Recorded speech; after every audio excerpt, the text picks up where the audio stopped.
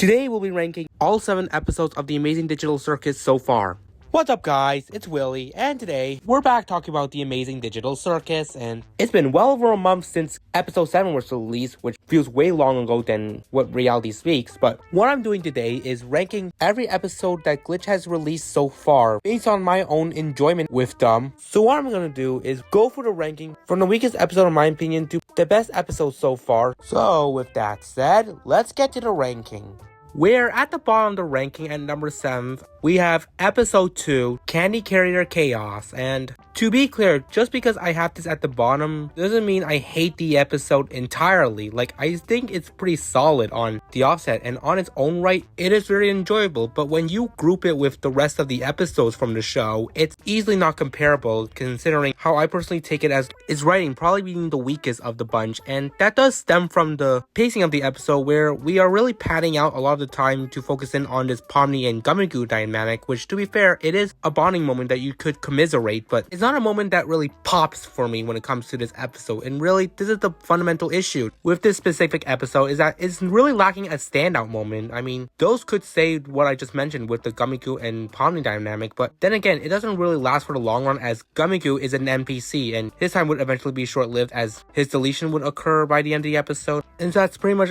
all I can elaborate on with this episode. It's just having a very unnotable pacing, and with most of the other major characters just being sidelined for the back door of it, just made things very imbalanced for the remaining duration of the episode. So with that, while this episode is solid on an individual standpoint, it's not really the most compelling in the world, especially when you're placing it among the others we have, where they are just way better and have at least a moment to stand out, not like anything that this episode offered. So without a doubt, it's easily warranted its spot at the bottom here at number 7. I blame you for this. So then coming at number 6, we have The Mystery of Mildenhall Manor. And I may get a lot of flack for this, but personally, I just don't care much for this episode outside of really 2 moments that really stick its neck out for me. I mean, the obvious is the Kinger and Pomni dynamic, with Kinger's backstory being explained here, and I like that aspect of this episode because it really gave us time to really understand Kinger's character arc and what has developed him to become this long-living player in the digital circus, and learning how tragic it was when he lost his wife skyrockets his likability by the end, thus probably being the reason why a lot of the audience have him with such high reverence.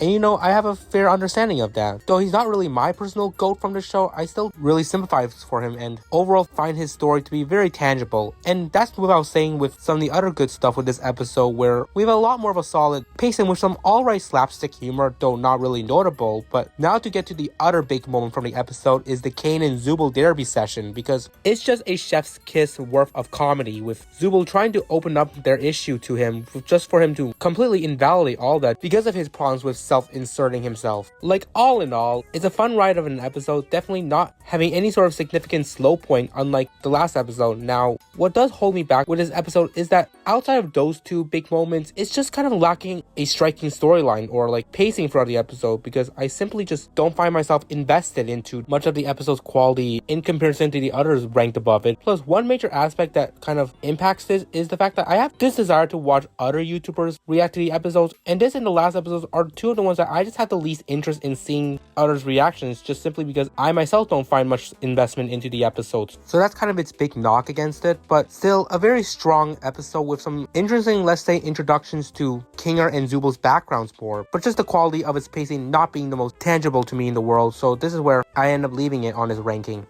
Fuck off. Now moving on to number 5, and that ends up being the first ever episode, The Pilot. Now truthfully, it is a remarkable start to the tone of what this show was going to entail, and while I feel like we didn't really get much proper character introductions outside of Pomni obviously, I did still find some joy with their brief interactions with one another, kind of giving off the perks of helping Pomni find a sense of belong in the new community. And overall, it really engages the audience with Pomni's journey in this one specific episode, where as a newcomer to this crazy virtual world, her portrayal is done in a way to make her very tangible of a figure, and basically what gets us hooked into this show's premise. Now, truthfully, a lot of things with this episode just kind of feels one-off, as they are never really dwelled upon much ever again, but doesn't take away the episode's own right with some of the things that really stuck out, with like Cosmo's abstraction, which introduces the concept of the horror threat in this world, as well as seeing Pomni trying to find a way out of this hell world only to find herself inside the void. And meanwhile, we had the likes of King and Gangle and Jax to find their way to rescue Zubul, who's being consumed by the glowing queen. And while it is really a strong, like, fun sequence, especially seeing a dynamic between Gangle and Kinger that never happens again, it's still interesting to see how they work together and basically were on par with each other's minds. But to me, that's pretty much it with the episode, where there's not much more to the writing, and personally, there are things that could have been executed a lot better with like the character introduction, which, don't get me wrong, I do like that they did spread it out to those subsequent episodes so that way it's not too crammed in for one singular episode. But I do feel like there should have been a more proper way to give each of the supporting characters more to glean on at first glance, as well as the fact that the episode's storyline pacing is not the best in the world. Like, I know many of those probably would have this as like ranked a lot lower, but I decided to give this one a bit of a nudge up just because it is a lot more of a landmark episode, because it's the first ever one, so there is that aspect to really get that attachment, as well as the fact that Esley lives up to some strong potential, especially setting up the plot for the show, but just lacking that mild gravity it needed to really excel on its execution. So with that said, this episode ends up landing at number 5 for me.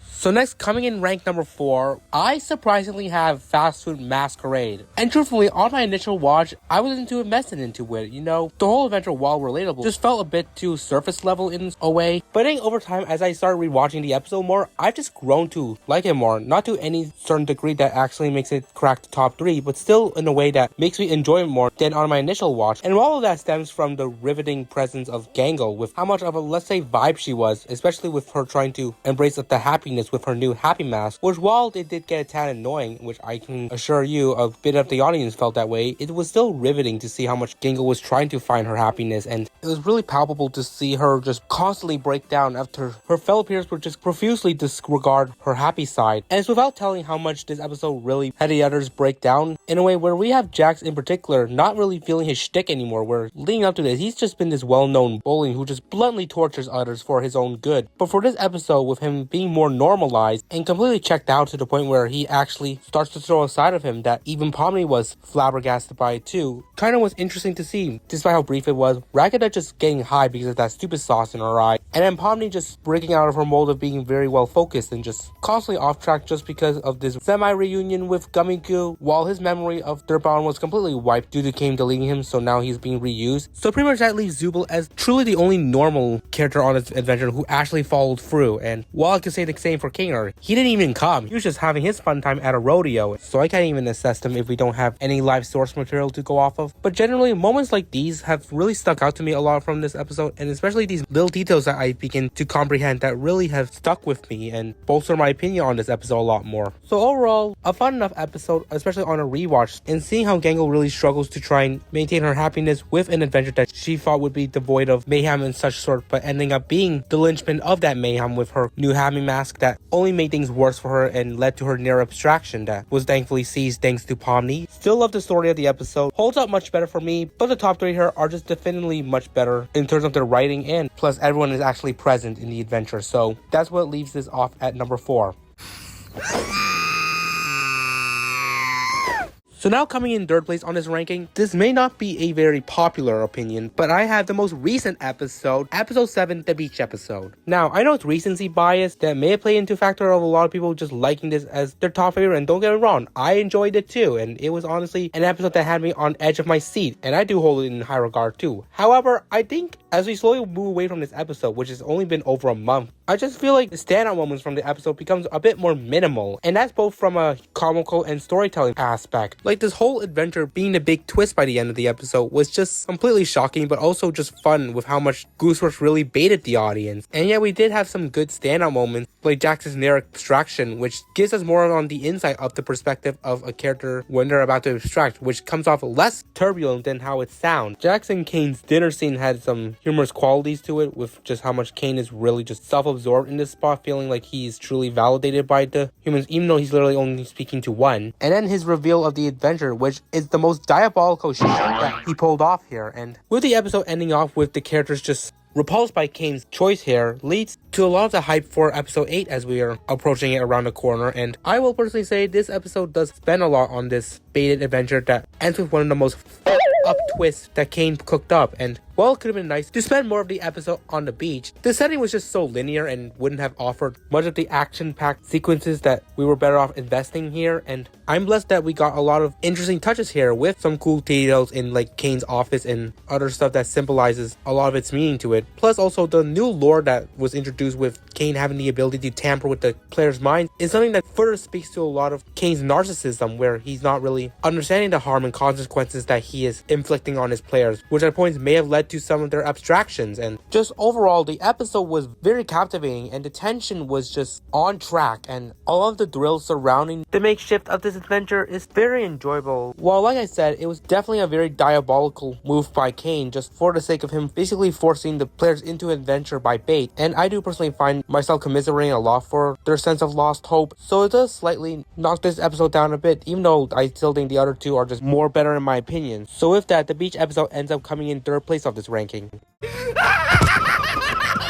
So now we come down to two more, and these top two here are generally the strongest episodes in my personal opinion, where unlike the previous episodes, they at least do have a much more lasting impact on me as we move on in time. But the decision to rank which one is number 2 was really hard, as one episode I like rewatching better for the more the entertaining standpoint, while the other episode is much more better for its tension and drama, as well as theoretically having the best writing that culminates in such an emotional impact. So the decision on these baked goods was brutal for me. However, I think in my personal standards, storytelling is what I am always invested in. So at number 2, we have episode 5, Untitled, which I absolutely love this episode. And like I mentioned, from a more entertaining standpoint, this episode does skyrocket on that, where you have so many fun, interesting moments, from like Zubul getting zipped only to correct Kane that they don't have a mouth, Jax being a vegan, Bubble doing that random static sound,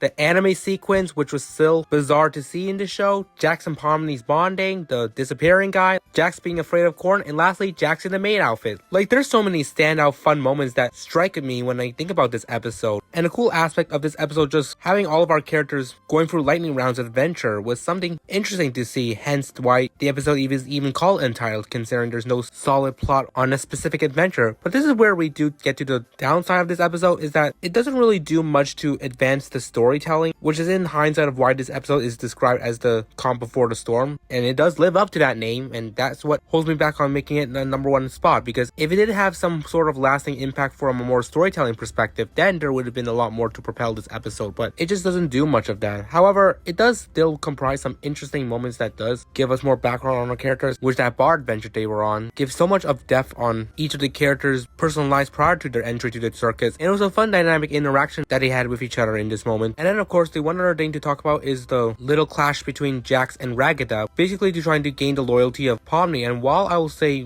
Ragada was a bit too forceful of trying to limit Pomni's interactions with others, it is still a situation where she is beginning to develop a bond with Jax, who is already in an abnormal state, which I can get Ragada does worry that it's going to corrupt Pomni if she had gone way too close to him. And while the setup for this does not really advance too much to the story, as it quickly culminates in the following episode, it is still unique to see this somewhat grueling rivalry for the sake of trying to get Pomni to be much more attached to one more than the other. So while the episode does entertain me the most and gives such interesting personal depth into everyone's lives, it's just not very significant story-wise.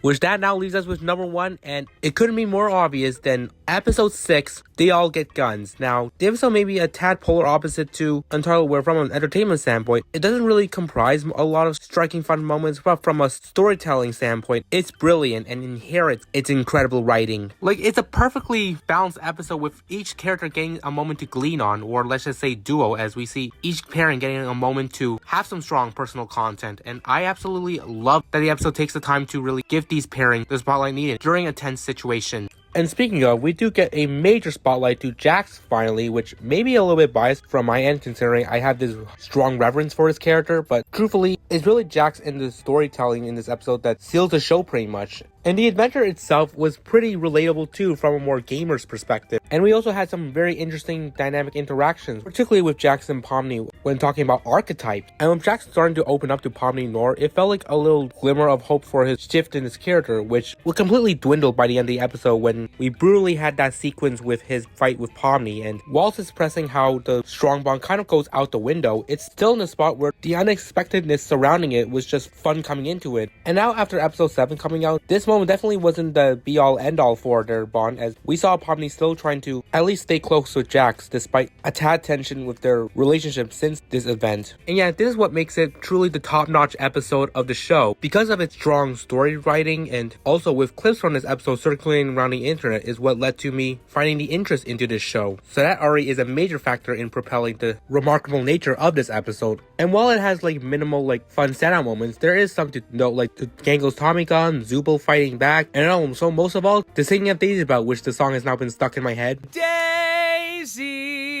Daisy. Well, that's over with. This is my overall ranking of the Amazing Digital Circus episodes so far. Let me know what you guys think in the comments and also share your own assessment on the episodes from weakest to best. With that wraps up the video. Click that like and tap subscribe. But until then, I give all of you my appreciation for tuning in.